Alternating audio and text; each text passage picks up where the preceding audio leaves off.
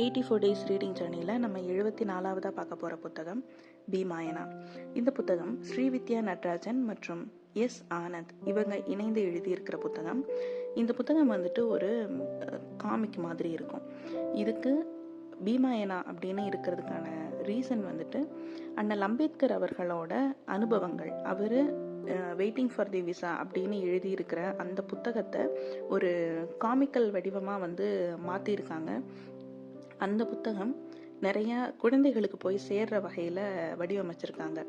இந்த கிராஃபிக் நாவல் அப்படின்றது அதுக்கு கிராஃபிக் இதெல்லாம் பண்ணவங்க வந்துட்டு துர்காபாய் வியாம் அண்ட் சுபாஷ் வியாம் அப்படின்றவங்க. இவங்க திக்னா வடிவங்களில் இந்த பேட்டர்னை உருவாக்கியிருக்காங்க. இந்த புத்தகத்தில் இருக்கிற கிராஃபிக் படங்கள் எல்லாமே ரொம்ப தாட்ஃபுல்லான கிராஃபிக் படங்கள். ஓகே, இந்த புத்தகத்துக்குள்ளே என்ன இருக்குது அப்படின்னு சொல்லி பார்க்கலாம். இந்த புத்தகத்தோட முதல் அத்தியாயத்தில் அண்ணல் அம்பேத்கரோட வாழ்க்கையில் தண்ணியால் நடந்த தீண்டாமை கொடுமைகள் பேசப்பட்டிருக்கு. தண்ணி பற்றி பேசும்போது எல்லாம் தண்ணிக்காக மற்றவர்கள்கிட்ட அண்ணல் அம்பேத்கர் கேட்கிற ஒவ்வொரு இடத்துலையும் அவரோட உருவத்தை ஒரு மீன் உருவத்தை வச்சு காட்சிப்படுத்தி இருப்பாங்க. இது ஒரு சின்ன எடுத்துக்காட்டு தான் இந்த நாவல் எப்படி கட்டமைக்கப்பட்டிருக்கு அப்படின்றதுக்கு.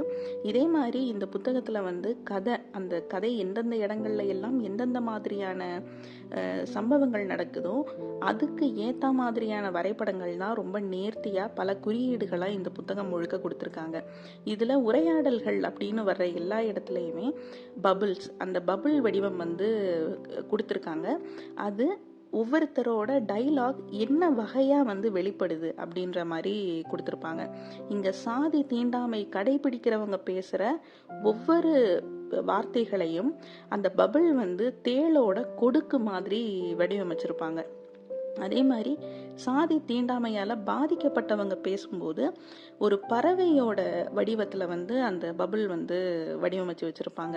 இப்படி அந்த ஒவ்வொரு வடிவங்கள்லையும் ஒவ்வொரு எழுத்துக்கள்லையும் ரொம்ப அழகா நம்ம மனசுல அதை பார்த்த உடனே ஒரு தங்கி நிக்கிற மாதிரியான ஒரு வடிவத்தை தான் இந்த புத்தகம் ஃபுல்லா ஏற்படுத்தியிருக்காங்க. அதே மாதிரி இந்த புத்தகத்துல நுண்ணிய வரைபடங்கள் நிறைய இருக்கு. இது எல்லாமே ரொம்ப முக்கியமா குழந்தைகளுக்கு ரொம்ப இன்ட்ரெஸ்டிங்கா இருக்கும் அப்படின்னு எனக்கு தோணுது.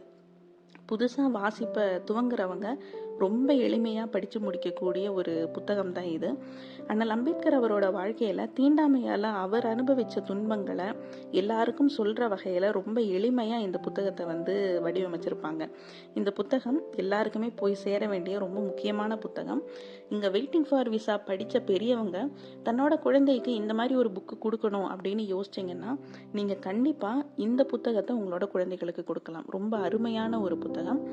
இதுல தண்ணியாலையும் சரி, டிராவல் பண்ணும்போதும் சரி, தான் இருக்கிற வேலை செய்யற இடத்துலயும் சரி, எல்லா இடங்கள்லயும் அண்ணல் அம்பேத்கர் ஒரு சாதிய ஒடுக்குமுறையை சந்திச்சிருப்பாரு. அந்த சாதிய ஒடுக்குமுறைய ஒரு கிராஃபிக் நாவல் மாதிரி நமக்கு கொடுத்துருக்காங்க. இந்த கதைகள் எல்லாராலையும் பேசப்பட வேண்டிய ரொம்ப முக்கியமான கதைகள்.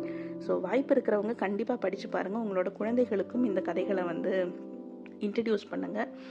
நீங்கள் படிச்சுட்டு இந்த புத்தகம் உங்களுக்கு என்ன மாதிரியான ஒரு எக்ஸ்பீரியன்ஸாக இருந்துச்சு அப்படின்னு சொல்லிட்டு கமெண்ட் பண்ணுங்கள். இந்த புத்தகம் படிக்கிறதுக்கான லிங்க் நான் உங்களுக்கு டிஸ்கிரிப்ஷனில் கொடுக்குறேன். நன்றி.